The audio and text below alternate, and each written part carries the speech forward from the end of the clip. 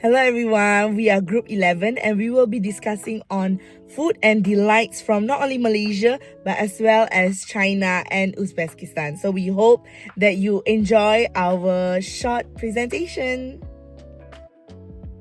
A very good day. My name is Sarah Sherina Binti Muhammad Ruslan and I'm from Malaysia. Specifically speaking, I'm right now living in the state of Selangor. Hello everyone, my name is Cynthia Ng and I am proud to call Kuching Sarawak my home. My name is Tian Bowen. I'm from Shandong, China. Hi everyone, I'm Kelly Galio and I'm from Malaysia. Well, hi guys, I'm from Uzbekistan, the region of Bukhara, and I'm studying currently in the... Hi everyone, I'm Jaya and I'm from Malaysia. My name is Lee Zhao Hong. You can just call me Hong. I'm from Malaysia.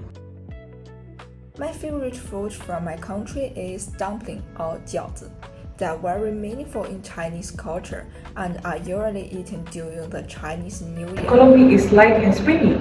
The classic version is tossed in shallot oil and lard or vegetable oil for halal versions, topped with minced meat and char siu. The pro tip here is ask for it merah or red to have it tossed in the sweet savory oil from the char siu, or putih white for the original savory garlic flavor. Where to go?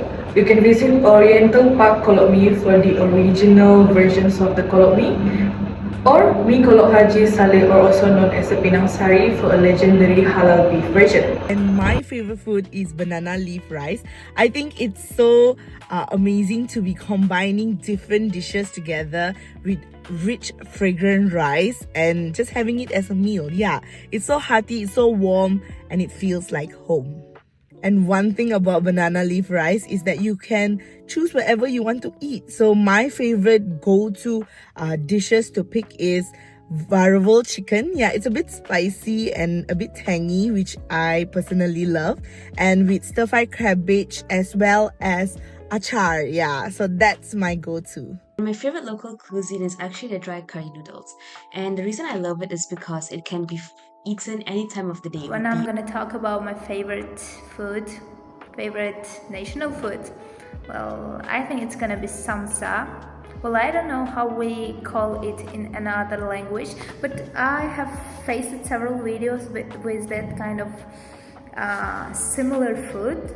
Call it samosa in some cultures, in some regions. One of my favorite food in Malaysia is char kway teow.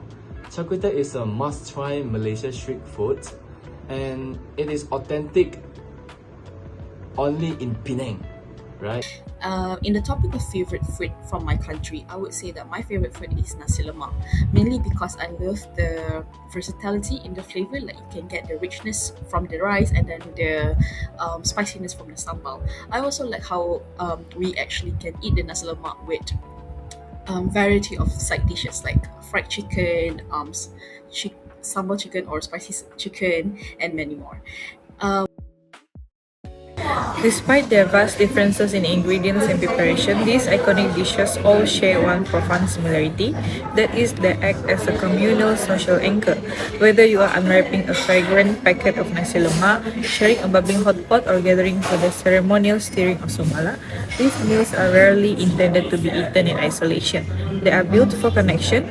Each of these dishes requires, or at least strongly encourages, a shared experience, turning simple sustenance into a vital ritual that strengthens the bonds of family, friendship, and community. What interests me is the fact that all of these dishes from all of these different countries, we all aim for something that is flavorful, something that is strong and have a layered flavor. Nothing is bland in all of this food, and I think that is one of the similarity that I could find in the dishes from these other countries. We can see that these three foods share a common point. They are all based on the grains such as the rice and the wheat. Secondly, they all use the simple and the nature ingredients. In conclusion, although these foods come from the different countries, they share some similarities in their main ingredients.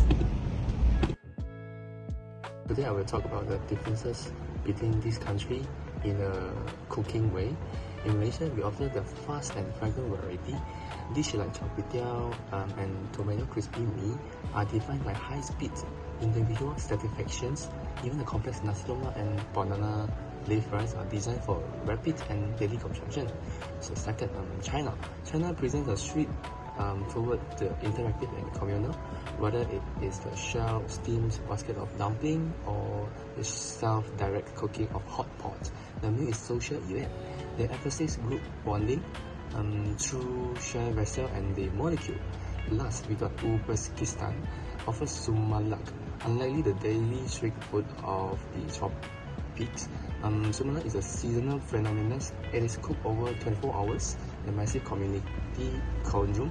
It is not a meal for the individual, but a spiritual distribution, a slow cook blessing that transforms simple wheat and water into a symbol of the earth. I think the strict and straight difference between my country's dish and the other two countries' dishes are this, because the other two countries' dishes are not a dessert, but mine is. And as well, they have their own way of serving and own way of eating. So, in comparing the taste profiles of all these three food, each cuisine offers a very different experience. Malaysian food is known for being bold, rich, and exciting. It often combines spicy, sweet, salty, and creamy flavors. So, ingredients like coconut milk, chili, lemongrass, and sambal all create a strong and layered taste in one dish. On the other hand, Uzbek food has a milder and heartier taste. So, it's not as rich, but rather it's more warm, comforting, and savory rather than spicy. So the seasonings that are commonly used in Uzbek food would be cumin, black pepper, onion, and also herbs. Chinese food actually has the widest range of taste profiles of its many regions. Some dishes are spicy, like the Sichuan cuisine, while others are sweet or light and even fresh. Overall, Malaysian food can be said to be bold and spicy. Uzbek food is hearty and comforting, while Chinese food is balanced and quite diverse in their regions. From our discussion, I would really love to try the banana leaf rice one day. I'm very curious about its taste. And based off our discussion earlier, a food that I really want to try would be the sumala because it looks really hearty and warm. One of the food that I would like to eat or to try from the discussion that we had is I would love to try the hot pot, because even though there is in Malaysia, but I would like to try new flavor or soups, specifically speaking something that is more traditional, something that can be found more traditional in China. I think one food from our discussion that I would like to try is Penang char kway teow. Okay, hear me out. I have eaten char kway teow, but it's never the authentic one. So I think it's my time to go to Penang. So what are the food that I most likely from our discussion is definitely kolomi, because you can only find the authentic kolomi in only Sarawak. While I'm a huge fan of our local comfort food kolomi, I've been fascinated by our discussion today, specifically the communal spirit behind Uzbekistan Sumala. It's definitely at the top of my must-try list for future culinary adventures. Thank you for listening and selamat pono. In conclusion, our discussion was amazing and we gained a new friend. Sharing cultures through food was a true and genuine experience. We not only talk about similarities and differences. Putting aside differences, we choose to see what is similar. And in that way, we could understand each other's culture better and truly appreciate each other's culture. So this discussion has truly made an impact for all of us, and we hope that it goes to you too.